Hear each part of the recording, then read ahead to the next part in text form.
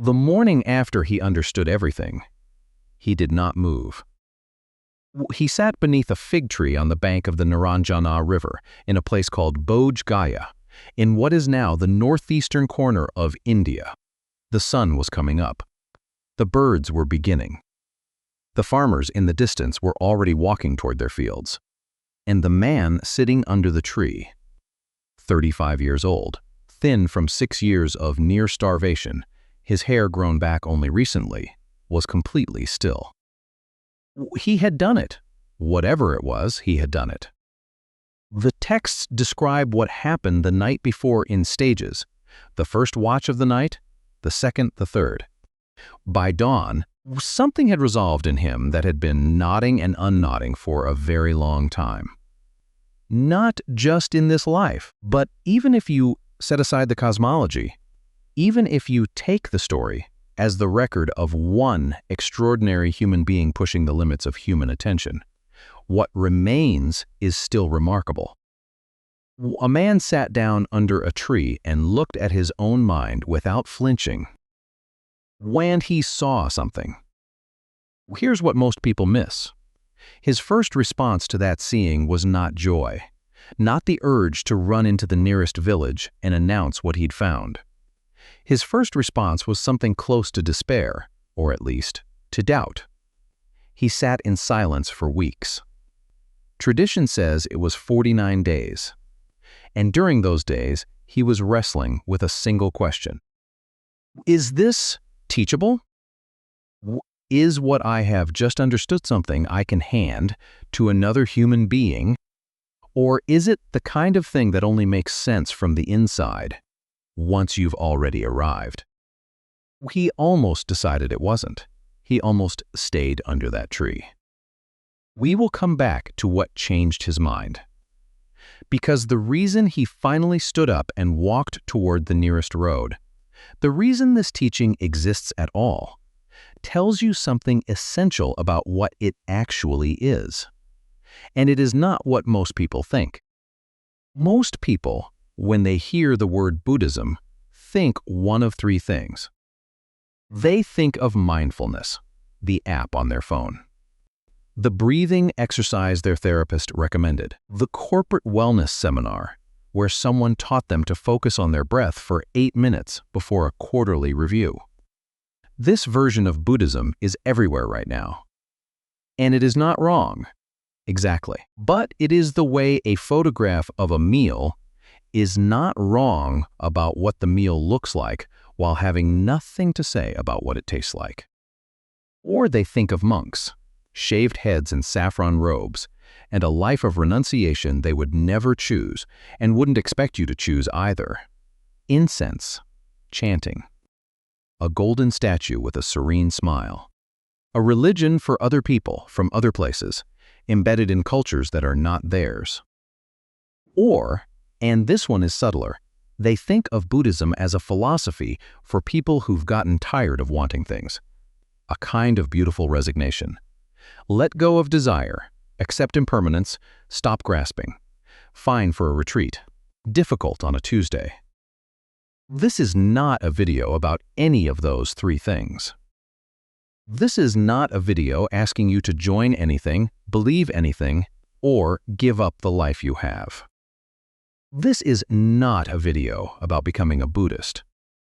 This is a video about what a man actually discovered under a tree 2,500 years ago, what he actually said to actual people in actual words that survived, and why the thing he discovered turns out to be startlingly, uncomfortably, usefully accurate about the way your mind generates its own suffering. That word, suffering. It already sounds like too much, doesn't it? Too dramatic, too religious. You're not suffering. You're fine. You're tired sometimes, anxious sometimes, quietly dissatisfied in ways you can't always name, but that's just life. That's not suffering. That's Tuesday. Here is the first thing you need to know about what Buddhism actually is. The Buddha agreed with you. The Pali word he used, the word at the center of everything he taught, is dukkha, Say it like this: Dukkha. 2 syllables, the second one soft. It gets translated as suffering in most English versions of the texts, and that translation has done enormous damage because suffering sounds like agony, like tragedy, like something that happens to people in worse situations than yours. But dukkha doesn't mean that. The word came from an older term for a wheel with an off-center axle hole, not a broken wheel, not a shattered wheel. Just a wheel that doesn't quite run true. A wheel that wobbles, slightly, on every rotation. A ride that is almost smooth, almost comfortable, almost fine. That is dukkha, the almost. The slight wrongness that runs beneath ordinary life, beneath the good days and the manageable days, and the days when nothing is particularly wrong, but something still feels, at 3 in the morning, slightly off. The Buddha was not talking about tragedy. He was talking about Tuesday.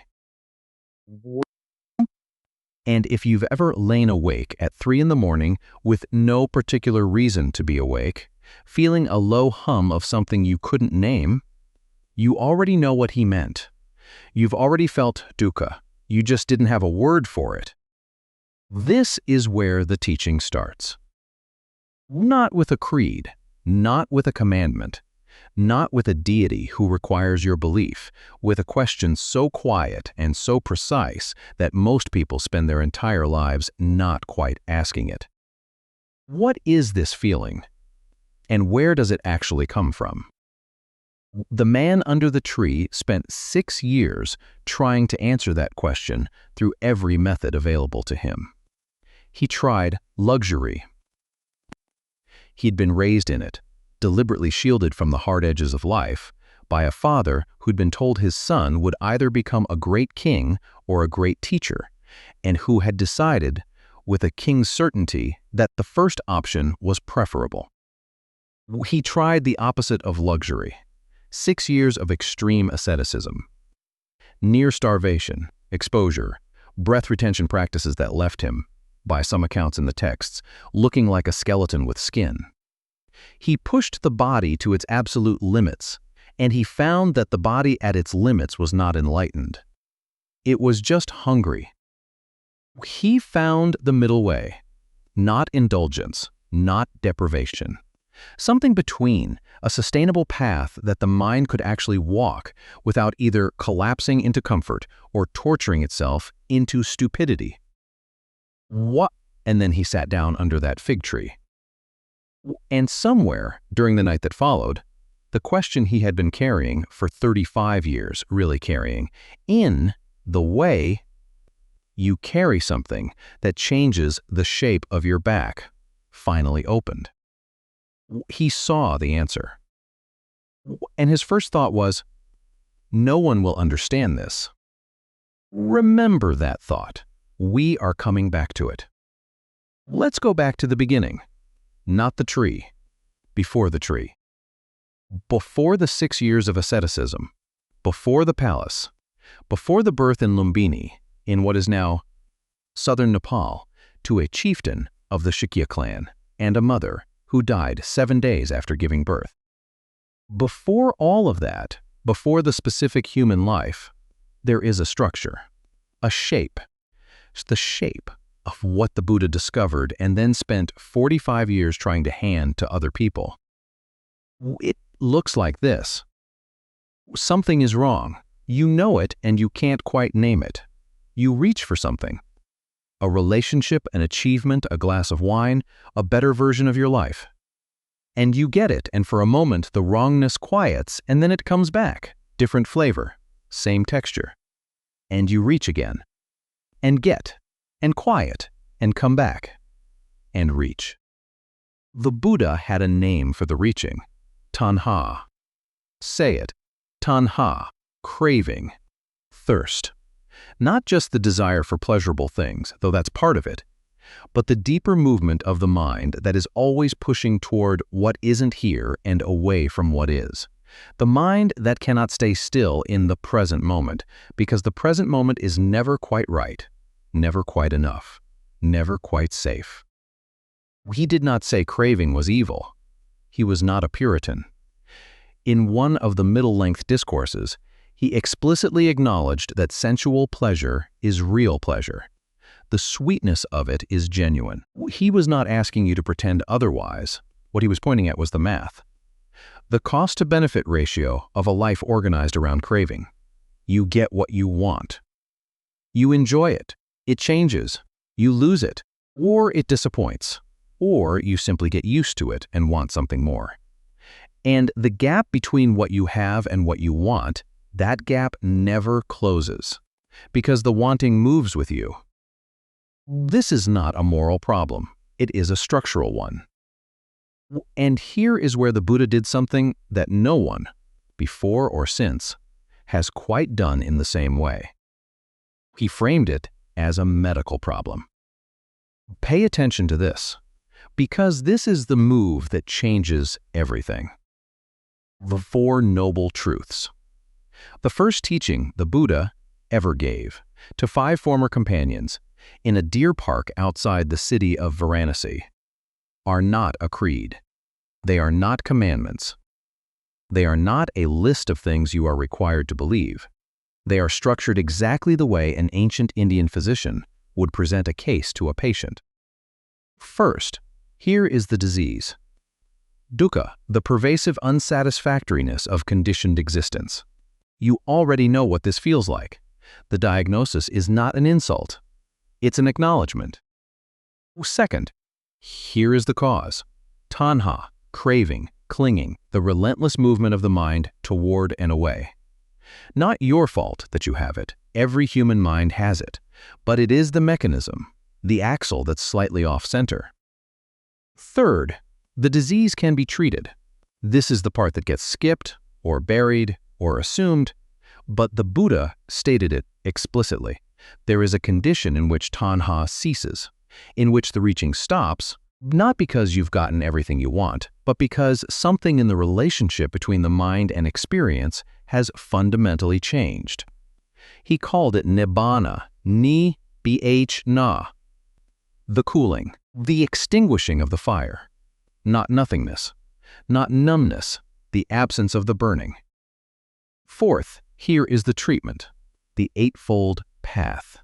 8 areas of life and practice: how you understand, how you speak, how you act, how you work, how you sustain attention, that together constitute a way of training the mind toward that cooling. Nobody asks you to believe in a diagnosis. A good doctor doesn't say, accept on faith that you have this condition. A good doctor says, here are the symptoms. Do you recognize them? And if you do, here is what we can try. The Buddha said the same thing, explicitly, in a discourse you can read today, in a translation available for free, in any language, on any device you own. The Kalama Sutta. The people of Kalama were a village in northern India who had been visited by a long series of wandering teachers, each one claiming to have the definitive truth, each one contradicting the last. By the time the Buddha arrived, they were exhausted, confused, reasonably skeptical of anyone who showed up claiming to know things. They asked him directly, how are we supposed to know who to believe? His answer has been described, not inaccurately, as the world's first charter of free inquiry. He told them, don't believe something because it's in a scripture. Don't believe it because a tradition upholds it. Don't believe it because a clever argument supports it. Don't believe it because your teacher said so. Stay with me. He said, test it. In your own life, in your own experience, ask yourself, does this lead to harm or to well-being? Does this increase greed, hatred, and confusion, or does it diminish them? Use that as your measure, not my authority, not anyone's authority, your own direct observation. Religious teacher telling you not to take his word for it. And then, because the Buddha apparently wanted to make absolutely sure no one was putting him on a pedestal, there is a discourse called the Vimamsaka Sutta, in which he tells his own ordained monks to investigate him, to scrutinize the Tathagata, his word for himself, meaning roughly, the one who has arrived at truth, directly, with their own eyes, before extending trust. He lays out exactly what to look for. He says, "Watch whether my actions match my teachings. Watch whether I behave differently in private than in public. Watch whether my conduct over a long period of time reveals hidden defilements." He was either the most self-confident teacher in the history of religion, or the most honest one. Possibly both. Here's what most people miss about all of this. The medical framing, the free inquiry, the invitation to scrutinize, is that it completely dissolves the central anxiety most Westerners bring to Buddhism. The anxiety that sounds like, "But I don't want to become a Buddhist." You don't have to. The Buddha anticipated this so precisely that he told a story about it. In the Alaggadupama Sutta, the discourse on the water snake, he described the Dharma as a raft. You build it, or you find it, to cross a river. The raft gets you to the other bank. And then, this is the part he made explicit in words. In a text that has existed for 2.5 millennia, you leave the raft at the water's edge. You don't carry it on your head for the rest of your life. You don't owe it a shrine. You don't have to call yourself a rafter. What the teaching is a tool. Use it. Put it down when you don't need it. The Buddha was so committed to this principle that he explicitly warned against the opposite. Against people who clung to his teaching the way someone clings to a water snake, gripping it at the wrong end and getting bitten for their trouble. Was talking about the people who would eventually turn what he discovered into a religion. He saw it coming. And he said, that's the wrong end of the snake. We have a diagnosis. We have a cause. We have the remarkable fact that the man who made the diagnosis told you explicitly not to take his word for it. But here is where the story gets complicated. Because somewhere between the deer park in Varanasi, where the Buddha gave his first teaching to 5 former companions on a warm evening 2,500 years ago, and the mindfulness app on your phone, and the corporate wellness seminar, and the golden statue in the restaurant window, something got lost. Not destroyed, not erased, just diluted, repackaged, handed down through so many layers of culture and translation and institutional interest that by the time it reached you, it had been sanded of its edges, made comfortable, made safe, made, in a word, marketable. And here is the cost of that. The version of Buddhism most people in the West encounter first is what you might call the wellness version. Mindfulness, breath, awareness, present moment attention, stress reduction. These are real. They work. The research is solid. We will get to the neuroscience in a few minutes, and it is more interesting than you might expect. But the wellness version of mindfulness has quietly dropped the most important question. Why are you paying attention to your breath? In the Buddha's original framework, sati, say it, sash, T, mindfulness, bear attention, was not a stress management tool. It was not a performance enhancement technique. It was a precision instrument for seeing the mechanism of your own suffering clearly enough to stop feeding it. The breath was never the point. The breath was the anchor, the thing you return to when the mind wanders. Not because breathing is sacred, but because the mind's tendency to wander away from the present moment is the very thing you are trying to see. Every time you notice you've drifted into a memory, a plan, a worry, a fantasy, and you come back, you have just observed Tanhā in action, the reaching. The mind's compulsive movement away from what is and toward what isn't. The noticing is the medicine. Not the breathing, the noticing. When you strip that context away, when you sell mindfulness as a tool for sleeping better and responding to emails more calmly, you are selling aspirin to someone with a broken bone. The aspirin is real, the pain relief is real, but you have said nothing about the fracture. This is what gets lost in translation. And the wellness industry is not even the most distorting lens. The most distorting lens is the assumption, quiet, persistent, almost never stated directly, that Buddhism is a foreign religion. For other people, from other places. With cultural packaging, you would have to adopt wholesale to access any of the teaching inside.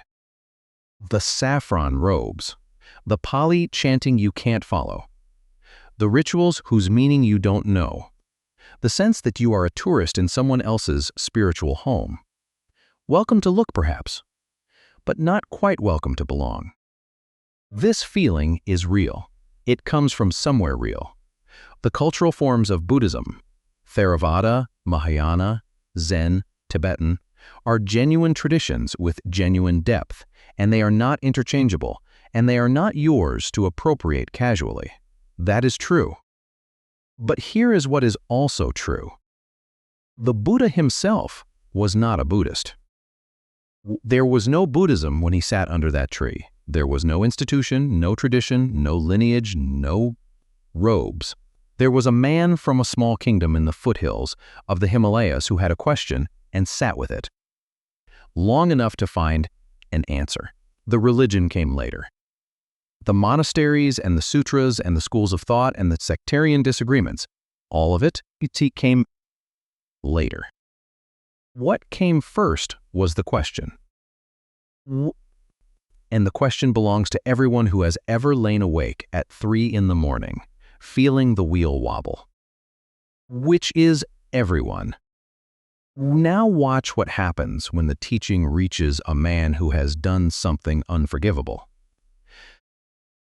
His name is Angulimāla, and his story is, by any measure, one of the most psychologically precise accounts of transformation in any tradition. He was not always a killer. He began as a student, a gifted one by all accounts, studying under a Brahmin teacher in the city of Taxila, brilliant enough to provoke jealousy. His fellow students, threatened by his progress, went to the teacher with a lie. Angulimāla was plotting against him. The teacher believed them. And then the teacher did something that has no justification in any ethical framework. He gave his student an impossible task designed to destroy him. He told Angulimāla that to complete his studies to receive the final transmission of knowledge, he needed to collect 1,000 human fingers. You can debate whether Angulimāla should have walked away. You can argue he should have known better. But the texts don't dwell on that question. And the reason is that the story is not about what he should have done.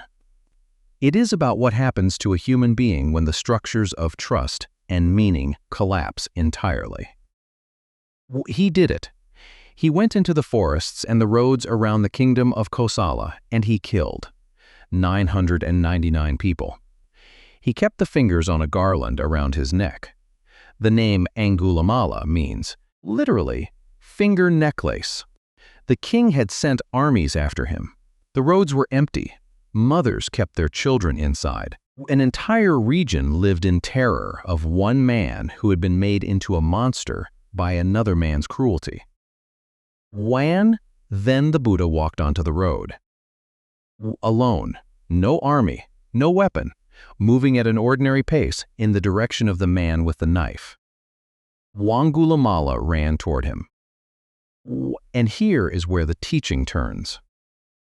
He ran and could not catch him. The texts say the Buddha was walking at a normal pace, not running, not using any power, and Angulimāla, running at full speed, could not close the distance. He shouted, "Stop, ascetic, stop!" The Buddha turned and said calmly, "I have stopped, Angulimāla. You are the one who has not stopped." It is one of the most precise things anyone has ever said to someone in the grip of violence, because it is not a rebuke. It is not a condemnation. It is a description, accurate, compassionate, and completely precise. The man with the finger necklace had not stopped reaching, grasping, doing, becoming, destroying. Had not stopped the movement of a mind in total, violent Tanhā. Something in Angulimāla broke open. Not fixed, not healed, opened. He threw down his weapons. He asked to be ordained. The Buddha ordained him, immediately, on the road, in front of no one. And what followed was not a fairy tale. What followed was consequence. When Angulimāla walked the roads near Savatthi as a monk, begging for alms, the people who recognized him threw stones, struck him with sticks. He came back to the monastery, one day bleeding, his robe torn, his bowl broken. The Buddha looked at him and said, "Bear it. You are experiencing now, in this life, the result of actions that might otherwise have ripened across many lifetimes." The teaching doesn't erase consequence. It never promised to. What it offered Angulimāla, what it offers you, is not immunity from the results of what you've done. It is clarity about what you are doing right now. In this moment, with this mind. The question is not, can I undo the past? The question is, what am I reaching for? And can I see it clearly enough to choose? I think you will. Now is a good time to subscribe. What's coming in the next section is the part of this story that that almost never makes it into the wellness version, or the religion version, or any of the versions most people encounter. It is the part about what happens when an emperor kills 100,000 people and then has to decide what to do with the rest of his life. In the year 261 BCE, an army under the command of the Emperor Ashoka defeated the kingdom of Kalinga on the eastern coast of India. The numbers in his own edict, carved into rock, still readable today, are staggering. 100,000 killed in battle. Many more died afterward from wounds and famine and displacement. Hundreds of thousands taken prisoner. The kingdom of Kalinga ceased to exist as an independent state. Ashoka won. And then something happened that no one, including Ashoka, had predicted. He walked through what he had done. The texts don't tell us exactly what he saw, whether it was a particular face, a particular village, a particular moment when the scale of the destruction became personal rather than strategic. But his own words, in the 13th of his major rock edicts, are among the most remarkable words ever written by a head of state. He says, paraphrasing carefully, because the original is in Prakrit carved into stone, that after the conquest of Kalinga he felt profound sorrow and regret, that the killing and the dying and the carrying away of people weighed on him, that he had come to regard the conquest as a deep wrong. An emperor writing his own guilt into stone on purpose for everyone to read. He converted to Buddhism, not as a political gesture, or not only as a political gesture. He converted the way a man converts when the framework he has been operating inside has revealed itself as catastrophically wrong, and he needs a different one urgently. And here is the part that should interest you, regardless of whether you care about ancient Indian history. What did he do with it? He could have renounced the throne. He could have become a monk, and he did make long meditation retreats, and he did eventually, in old age, abdicate and spend his final years in a monastery. But in the decades between Kalinga and his abdication, he ruled one of the largest empires in the ancient world, and he tried to rule it differently. He built hospitals, for humans and for animals. The edicts specify both, which is extraordinary. He planted shade trees along roads so travelers could rest. He dug wells. He established rest houses. He sent his own son and daughter as missionaries to Sri Lanka, where Buddhism took root so deeply it has never left. And he carved his ethics into stone pillars distributed across the subcontinent, pillars that are still standing, that archaeologists can date, that historians can verify. The Lumbini pillar erected by Ashoka in 249 BCE identifies the birthplace of the Buddha. It is the earliest physical, non-Buddhist archaeological evidence we have for the historical existence of Siddhartha Gautama. Without Ashoka's grief, we might not know the Buddha was real. Think about that for a moment. The Buddhist world as it exists today, Sri Lanka, Thailand, Myanmar, Tibet, China, Japan, Korea, Vietnam, exists in the shape it exists largely because one man killed 100,000 people and could not live with what he had done. This is not a comfortable story. It is not meant to be. But it is a story about what the teaching actually does in a life. Not in a monastery, not on a cushion, not in a wellness app. In the mess of actual consequence. In the aftermath of actions that cannot be undone. In the long, unglamorous work of trying to become a different person than the one who did the damage. This is where it gets remarkable. Because Ashoka's conversion, his grief, his edicts, his hospitals, his missionaries, happened 3 centuries after the Buddha's death.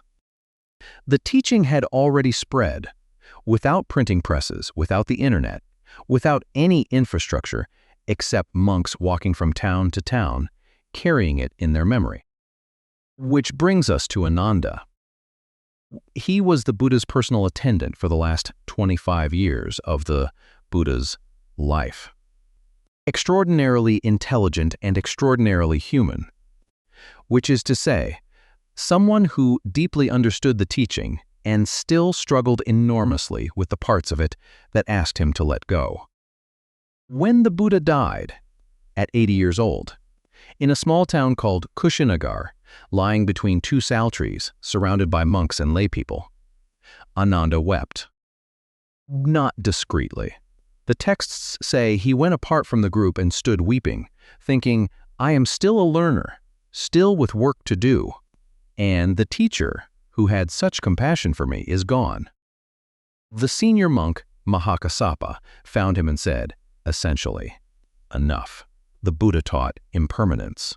This is impermanence. You know this. And Ānanda knew this. He had walked beside the man for 25 years. He could recite, from memory, every discourse the Buddha had ever given. Which is why at the first Buddhist council, convened a few months after the Buddha's death, it was Ānanda who stood up and recited the Satipatthaka, the entire corpus of teachings, from memory, in one sitting. Everything you can read today in the Pali Canon, every sutta that begins with the words, "Thus have I heard," begins with Ānanda's voice. We wept, and then he remembered, and then he recited. This is what the practice looks like from the inside, not the absence of grief, not the transcendence of human emotion. The capacity to feel the grief fully, to weep, to stand apart, to let it move through you, and then to stand up and do what needs doing. Wanika. Say it. Anicca. Impermanence. The fact that nothing holds its shape. The teaching that sounds, when you first hear it, like bad news. Everything ends, everything changes. Nothing you love will stay, and reveals itself, slowly through practice, as something else entirely. Not bad news. Just accurate. And here is what accuracy gives you that consolation doesn't. Consolation says, it will be okay. It says, things will get better. It asks you to feel better before you actually do, which means it asks you to be slightly dishonest about where you are. Accuracy says, this is what is happening. This is the nature of conditioned things. You are not being singled out. You are not being punished. This is the texture of existence. For everyone, across every culture, across every century the human record can show us. You are not alone in this. You are participating in the oldest fact there is. There is a strange comfort in that. Earned comfort, the kind that doesn't require you to look away. The Buddha had a word for the way he adapted this teaching to different people in different conditions. Upaya. Say it. Paya. Skillful means. The principle that the same truth can be handed to a king and a monk and a grieving mother and a repentant murderer in 4 completely different forms. Because what matters is not the form. What matters is whether it lands. He was, by any measure, extraordinary at this. Which is why what he did next, with a young mother carrying a dead child through the streets of a city, is still, 2,500 years later, one of the most quietly devastating things I have ever read. Her name was Kisa Gotami. She was young. She had one child, an infant son, the kind of child whose existence reorganizes everything around it, who becomes the gravitational center of a life so completely that you cannot remember, after a few months, what you thought about before he arrived. The child died. The texts don't tell us how. Sudden illness, most likely.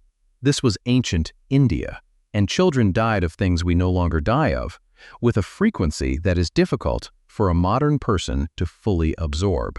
One morning the child was alive, and then he wasn't. Kisa Gotami did not accept this. She picked up the body and carried it through the streets of the city, going from house to house, asking for medicine. To revive him, she was not performing grief. She was simply not yet inside it. The mind, when it encounters something it cannot process, sometimes goes very still and very practical. She needed medicine. She was going to find medicine. This was a problem that medicine could solve. The neighbors recognized what she could not yet see. They tried to tell her gently. Some of them, the texts say, thought she had lost her mind. She kept walking. Someone told her, "Go to the Buddha. He is in the city. He can help." She found him. She held out the child. She asked for medicine. The Buddha looked at her for a moment. And then he said, "Yes, I can help you. But first, I need one thing. Go into the city and bring me a mustard seed, just one, from a household that has never known death. No one who has lost a child, a parent, a husband, a wife, a servant. A house that death has not visited. Bring me that seed, and I will make the medicine." She went. She knocked on the first door. "Has anyone in this household died?" "Yes, my husband last year." She thanked them and moved on. The second door, "My mother, 3 winters ago. My son, as an infant, we have known much death here." The third, the fourth, the 10th, the 50th. Every house. Every house had known death. Every family she spoke to met her at the door with their own losses already present, just beneath the surface, ready to be named. An old man, a young woman, a child no older than the one she was carrying. She walked until she understood. What? She did not go back to the Buddha with a mustard seed. She went back without one. And she understood, not because someone had explained impermanence to her, not because she had read a text or heard a teaching or sat in a meditation hall, but because she had walked the full circumference of human loss and found that it had no edge, that it was not something that had happened to her. It was something that happened. To everyone, always. The nature of conditioned existence, written into every door in every city in every century. She went back, and she told the Buddha what she had found. He did not say, "Now do you see?" He did not say, "I told you so." He did not explain the doctrine of anicca to her. He simply asked her to sit, and he spoke to her about the nature of conditioned things. gently, specifically, meeting her exactly where she was. She became a nun. She practiced for the rest of her life. The Therigatha, the verses of the Elder Nuns, one of the oldest collections of women's poetry in human history, contains her poem. She wrote about grief, about the child, about what she found on the other side of it, not the absence of sorrow. Something that held sorrow without being destroyed by it. This is upaya. This is what skillful means actually looks like. Not a doctrine handed across a distance. A human being, in the specific shape of their specific suffering, met with the precise response that could open something in them. The Buddha did not tell Kisa, Gotami, that her child's death was impermanent. He let her find it. He constructed the conditions for her to discover it herself, in her own feet, her own knocking, her own conversations, at door after door after door. He trusted her to arrive. And here is what I want you to hold alongside that story. In 2005, a neuroscientist named Sarah Lazar at Harvard Medical School published a study comparing the brains of long-term meditators with non-meditators. What she found was not metaphorical. It was structural. The meditators showed measurably greater cortical thickness in regions of the brain associated with attention, interoception, the sense of what is happening inside your own body, and sensory processing. The practice physically altered the brain. Not over a lifetime, over years. Measurable years of consistent practice. The regions that the Buddha had identified as the seat of suffering, the mind's relationship to sensation, to attention, to the stories it tells about experience, were literally, structurally different in people who had trained them.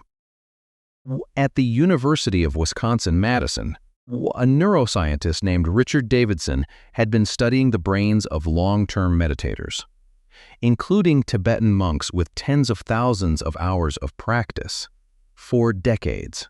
What he found, again and again, was that the left prefrontal cortex, the region associated with positive affect, resilience, and the capacity to recover from difficulty, was measurably more active in long-term meditators than in control groups.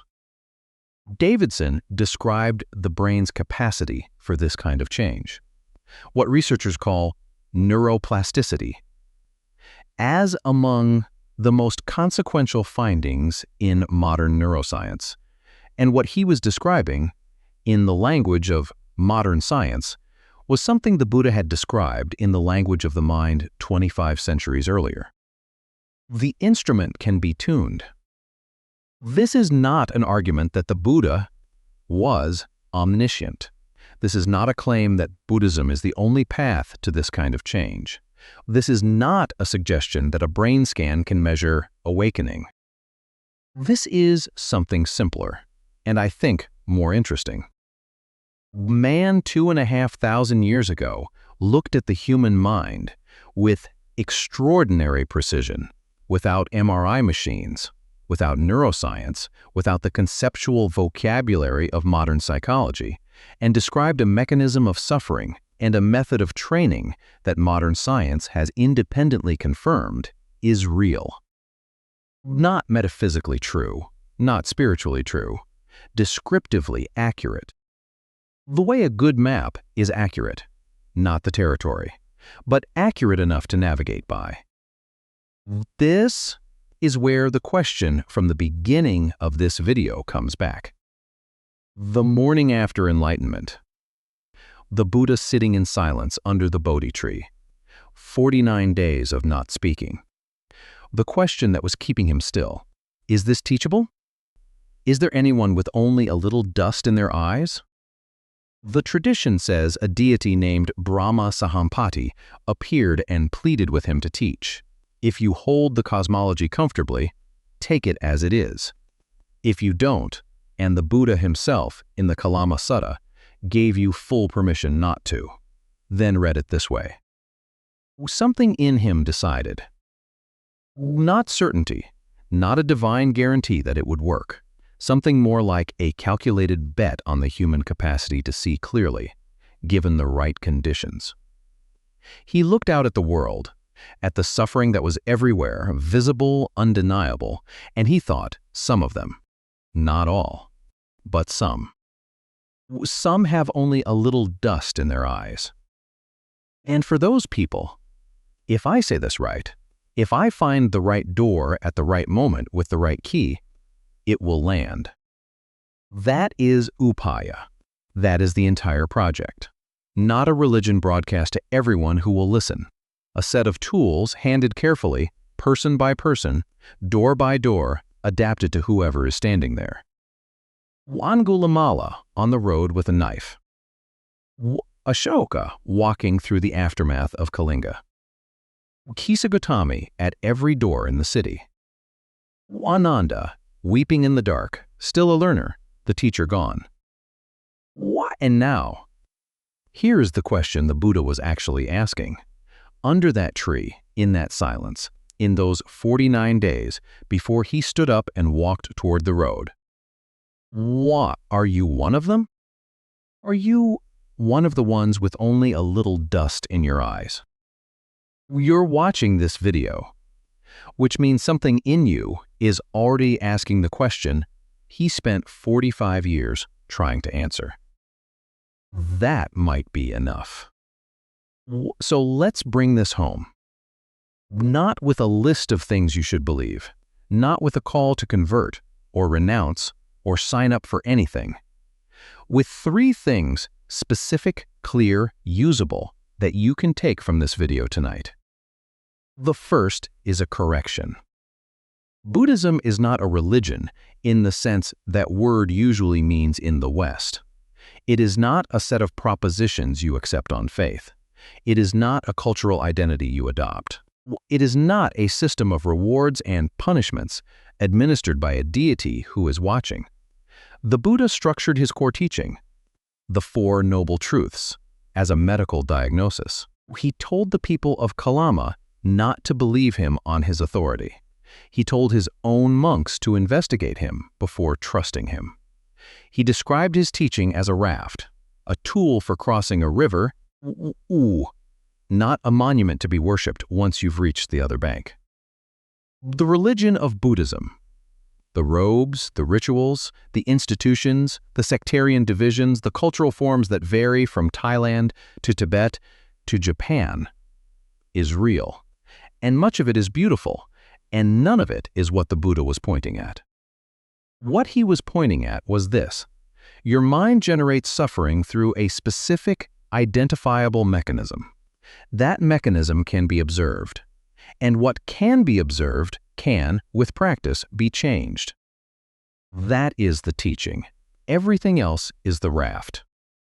The second thing is practical, and I mean that precisely, not inspirational, not motivational, but immediately, tonight, applicable. The gap between what happens and how you suffer is not the event. It is the interpretation, the story. The Buddha described this in a discourse called the Sabbasava Sutta with clinical precision. Suffering arises not from the world, but from how the mind meets the world. 25 centuries later, Aaron Beck, one of the founders of cognitive behavioral therapy, described the same mechanism and built one of the most evidence-based therapeutic frameworks in modern psychology around it. They were looking at the same thing from 2 different centuries. What this means practically is that somewhere between the thing that happens, the email, the argument, the diagnosis, the loss, and the suffering that follows, there is a gap. A small one, usually, easy to miss. But it is there. Sati, mindfulness, bare attention, is the practice of finding that gap. Not eliminating it, not controlling it, just seeing it, just knowing in real time that the mind has moved from what is happening to what the mind thinks about what is happening. You don't need a cushion to do this. You don't need a teacher, yet. You need the next difficult moment, which, depending on your life, may arrive before you finish watching this video. And the simple intention to notice, just for a second, the gap between the event and your interpretation of it. That's it. That's the entry point. The whole architecture of the teaching is built around what you find when you start looking there. The third thing is the one I want to leave you with. There is a woman named Mahapajapati Gotami, the Buddha's aunt, his foster mother, the woman who raised him after his mother died 7 days after his birth. She walked hundreds of miles barefoot with 500 women to ask the Buddha for ordination. He refused her 3 times. It was Ānanda who finally interceded. She was ordained. She practiced.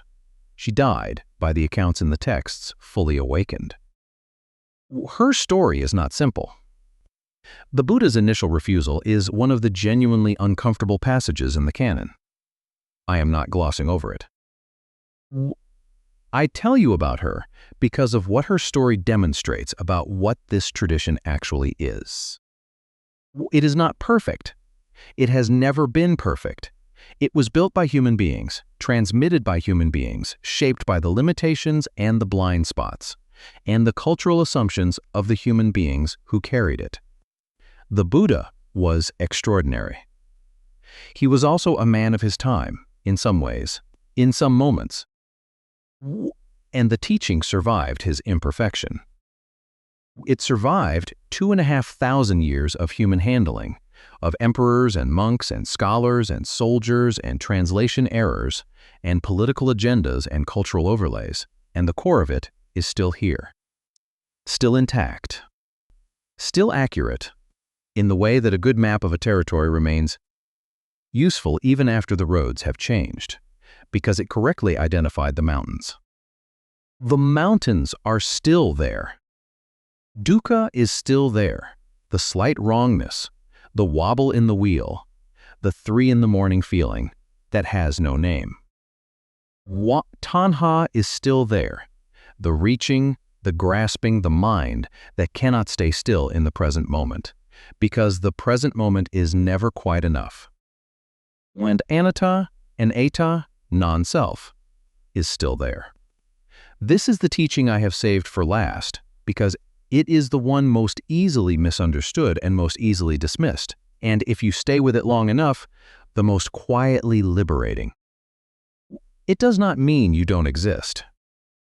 It means the self you think you are, the fixed, continuous, in-control entity running the show, the one with the consistent personality and the stable preferences and the clear sense of where it ends and the rest of the world begins. That self is a construction. A story the mind tells, moment by moment, with extraordinary speed and consistency. So consistent that it feels solid. So fast that it feels unquestionable. The Buddha looked at that construction, directly, without flinching, for long enough to see it clearly, and found that it was not what he thought it was. And that seeing, the texts say, was the thing that changed everything. Not the belief that it was a construction. The seeing. This is what the dusty eyes are for. This is why it matters whether you have a little dust or a lot. Not because the teaching is only for some people, but because the teaching requires seeing, direct, first-person, unmediated observation of your own mind, and seeing requires that you be willing to look. The Buddha's last words, recorded in the Mahaparinibbana Sutta, the account of his final days, the most detailed and historically significant document in the Pali Canon, were not a creed, were not a commandment, were not a request for devotion or remembrance. He was 80 years old. He had been teaching for 45 years. He had walked thousands of miles, spoken to kings and murderers and grieving mothers and confused philosophers, adapted the teaching to every door he encountered, handed the raft to everyone who was ready to cross. And at the end, lying between two sal trees in the small town of Kushinagar, surrounded by monks and laypeople, and the sound of a forest at night, he said, "All conditioned things are impermanent.